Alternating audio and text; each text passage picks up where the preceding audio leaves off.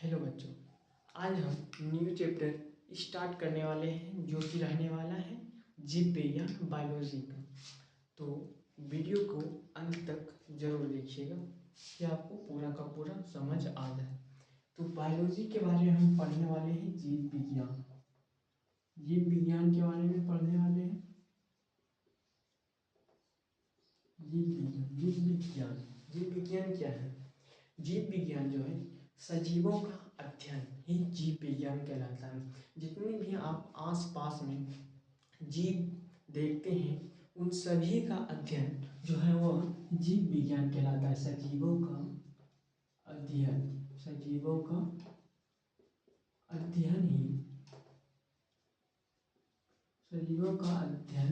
जीव विज्ञान कहलाता है। जीव विज्ञान कहलाता है। सजीवों का अध्ययन जीव विज्ञान कहलाता है। और सजीवों का जनक पिता पूछा जाए तो किसको कहते हैं? जीव विज्ञान के पिता किसको कहा जाता है? तो वो है जनक। जीव विज्ञान के जनक के रूप में किसको जानते हैं? अरस्तु जो है वह जीव विज्ञान के जनक के रूप में जाने जाते हैं। अरस्तु जो है वह जीव विज्ञान के जनक के रूप में जाने जाते हैं। उसके बाद हम देखते हैं कि जीव विज्ञान को कितने भागों में बांटा गया है, इसकी कितनी शाखाएं हैं। तो जीव विज्ञान की कितनी शाखाएं हैं? जीव विज्ञान की कितनी शाखाएं? जीव विज्ञान की 2 शाखाएं। पहली क्या है और दूसरी? पहली शाखा जो जीव विज्ञान की वह है जूलॉजी मतलब जंतु विज्ञान। जूलॉजी मतलब जंतु विज्ञान। और दूसरा जो है बोटनी मतलब पादप विज्ञान।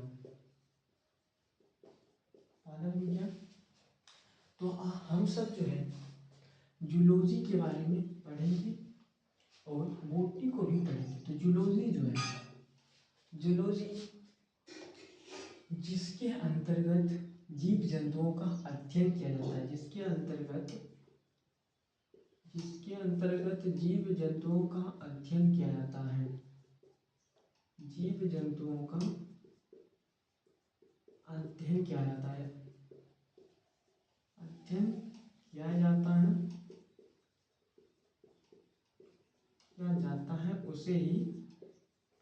उसे हम क्या बोलते हैं? जीव विज्ञान मतलब जंतु विज्ञान बोलते हैं। जिसके अंतर्गत जीव जंतुओं का अध्ययन किया जाता है। इसके जनक कौन है? इसके जनक भी अरस्तु ही है। अरस्तु इनके जनक हैं। इनके जनक भी अरस्तु है। उसके बाद देखते हैं बोटनी के अंतर्गत क्या आता है? पादप विज्ञान के अंतर्गत क्या आता है? पादप विज्ञान में आता है जिसके अंतर्गत हम पेड़ पौधों के बारे में जिसके अंतर्गत पेड़ पौधों का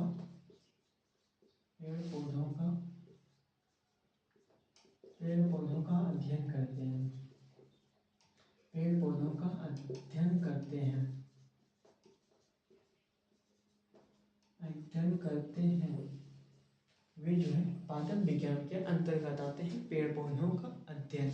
तो इसके जनक जो है, जिसे जूलॉजी के जनक के अरस्तु, उसी तरह बोटनी के जनक हैं थियोफेस्टस। जनक जो है थियोफेस्टस। कौन है? थियोफेस्टस जो है वो बोटनी के जनक, पादप जगत के जनक हैं। ये जूलॉजी और ये बोटनी। तो आज हम मुख्य रूप से जूलॉजी के बारे में पढ़ेंगे। और जूलॉजी में भी जो मुख्य है हम सिर्फ उनको पढ़ेंगे आज। किसका? सेल के बारे में हम आज सिर्फ पढ़ने वाले हैं। सेल मतलब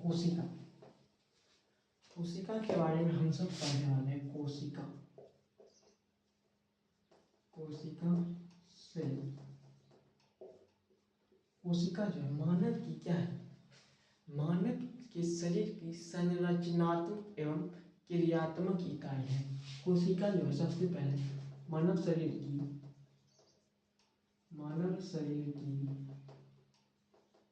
संरचनात्मक एवं क्रियात्मक इकाई है। नात्मक एवं क्रियात्मक इकाई है। क्रियात्मक इकाई है। तो कोशिका की खोज सबसे प्रथम किसने की थी? तो कोशिका की खोज सबसे पहले किसने की थी? उससे भी पहले कोशिका का अध्ययन क्या कहलाता है? कोशिका का अध्ययन जो स्टडी ऑफ सेल क्या कहलाता है? कोशिका का अध्ययन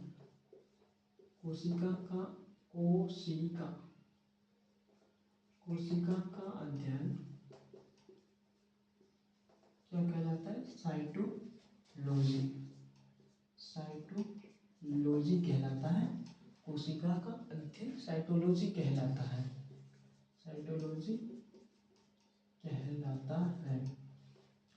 और उसके बाद देखते हैं कि कोशिका की खोज किसने की? तो कोशिका की खोज सर्वप्रथम किसने की थी? कोशिका की खोज सर्वप्रथम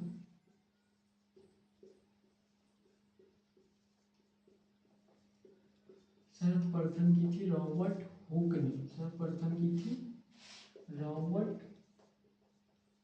हुक ने। कब की थी? 1665 ईस्वी में।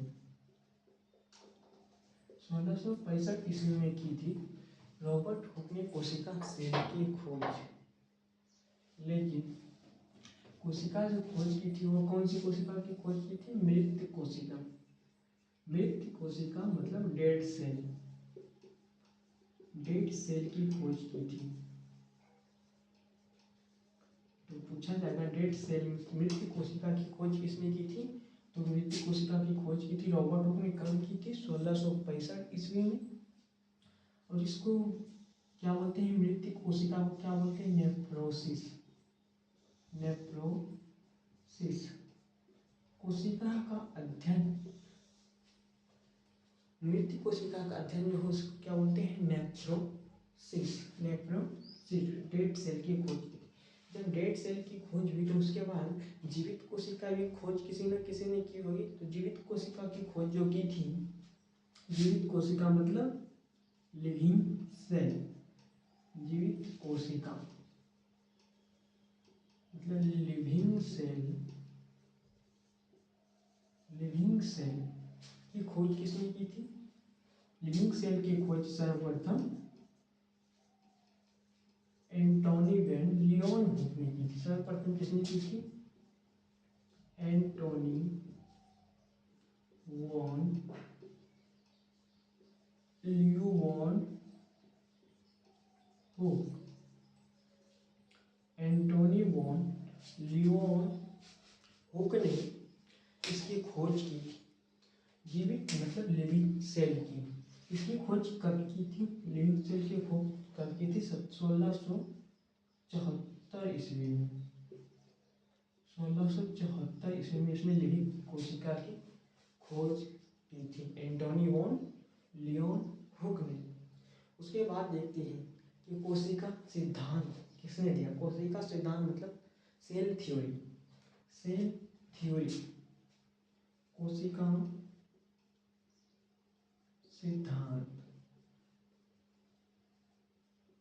कोशिका सिद्धांत किसने दिया? कोशिका सिद्धांत किसने दिया है? तो कोशिका सिद्धांत जो दिया है वो स्लाइडेन और स्वान ने मिलकर दिया। स्लाइडेन और स्वान ने जो है कोशिका सिद्धांत को दिया है। कोशिका सिद्धांत को किसने दिया? स्लाइडेन एंड स्वान। उसके बाद है न्यूक्लियस की खोज किसने की थी? न्यूक्लियस की खोज किसने की थी? Robert brown. न्यूक्लियस की खोज की थी रॉबर्ट हुक ने। न्यूक्लियस की खोज किसने की थी? Robert Hooke. न्यूक्लियस मतलब केंद्रक की खोज किसने की थी? रॉबर्ट हुक ने। हुक, रॉबर्ट हुक ने केंद्र की खोज की थी। और रॉबर्ट ब्राउन जो थे रॉबर्ट ब्राउन एक साइंटिस्ट थे जिसने कोशिका का जितना भी अध्ययन किया या जितना भी खोज किया रॉबर्ट ब्राउन ने, उन सभी को उसने एक बुक में स्थापित कर दिया, मतलब लिखित रूप से एक बुक में डाल दिया। तो रॉबर्ट ब्राउन ने जितने भी कोशिका के बारे में अध्ययन किए, जितनी भी कोशिका की खोज की, उन सभी का वर्णन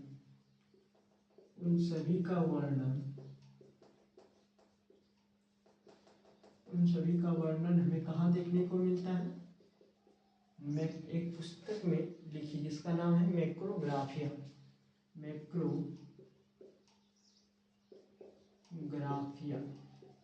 उसमें मैक्रोग्राफिया नामक पुस्तक में उसके जितने भी खोज हैं उन सभी को मैक्रोग्राफिया नामक पुस्तक में लिखा है, रॉबर्ट ब्राउन ने लिखा है। अगर आपसे पूछ लिया जाए कि सबसे बड़ी कोशिका क्या है, सबसे बड़ी कोशिका पूछ लिया जाए, सबसे बड़ी कोशिका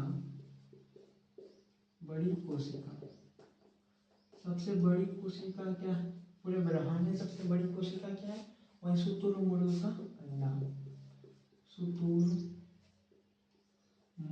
का अंडा, ये सबसे बड़ी कोशिका है।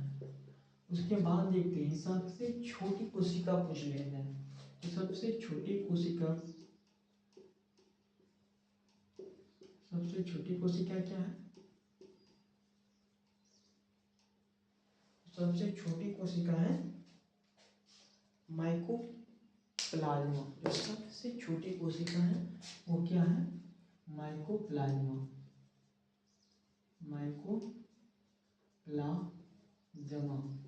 यह सबसे छोटी कोशिका है माइकोप्लाज्मा। अगर इसी में आपसे पूछ लिया जाए कि मानव शरीर की सबसे छोटी कोशिका और सबसे बड़ी कोशिका, तो मानव शरीर की अगर सबसे बड़ी छोटी पूछ लिया जाए, मानव शरीर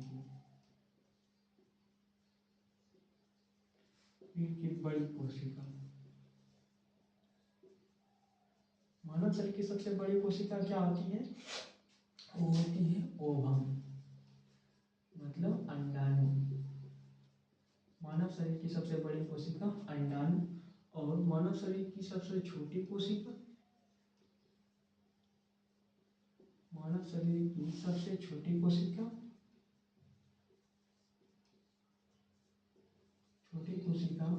क्या होती है? मानव शरीर की सबसे छोटी कोशिका होती है स्पर्म, मतलब शुक्राणु।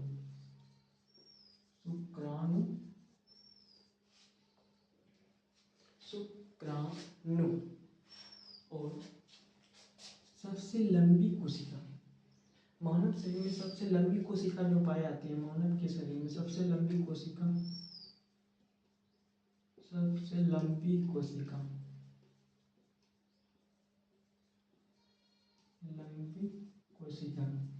मानव के शरीर में सबसे लंबी कोशिका किसमें पाई जाती है? ब्रेन, मस्तिष्क में पाई जाती है, ब्रेन में, जिसको क्या बोलते हैं? स्नायु तंत्रिका। ब्रेन में पाई जाती है स्नायु तंत्रिका।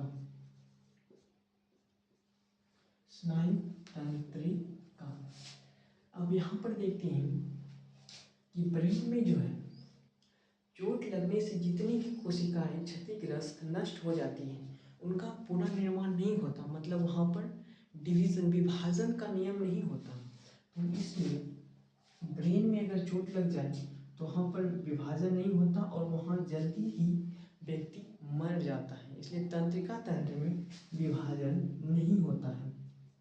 तंत्रिका तंत्र में विभाजन नहीं होता है। जो कहाँ पाया जाता है? मस्तिष्क में पाया जाता है। तंत्रिका तंत्र कहाँ पाया जाता है? मस्तिष्क में। विभाजन नहीं होता है और जितना भी सेल मर जाते हैं पुनर्निर्माण नहीं होता है, इसलिए मनुष्य जल्दी मर जाता है। और दूसरा है कि तंत्रिका तंत्र मतलब सेल डिवीजन सबसे ज़्यादा कहाँ होता है? सेल डिवीजन सबसे ज़्यादा कहाँ होता है?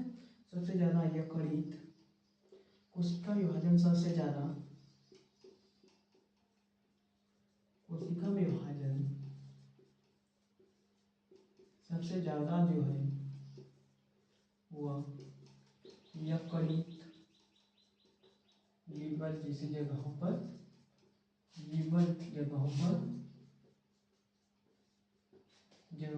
होता है। इसलिए इस जगह पर अगर चोट लग जाए, यकृत, लीवर जैसी जगह पर चोट लग जाए तो ये सेल डिवीजन के कारण जल्दी पूर्ण हो जाता है, पूर्ण विकसित हो जाता है और फास्टली वर्क करने लगता है। ये हमारा था सेल के बारे में रिवीजन, मतलब सेल के बारे में अभी पढ़े। हम अगले चैप्टर में इससे आगे कंटिन्यू करेंगे। तो अभी के लिए इतना ही रहने देते हैं।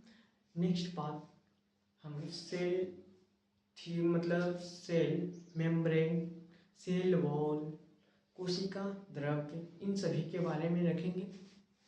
तो थैंक यू, मिलते हैं नेक्स्ट वीडियो में।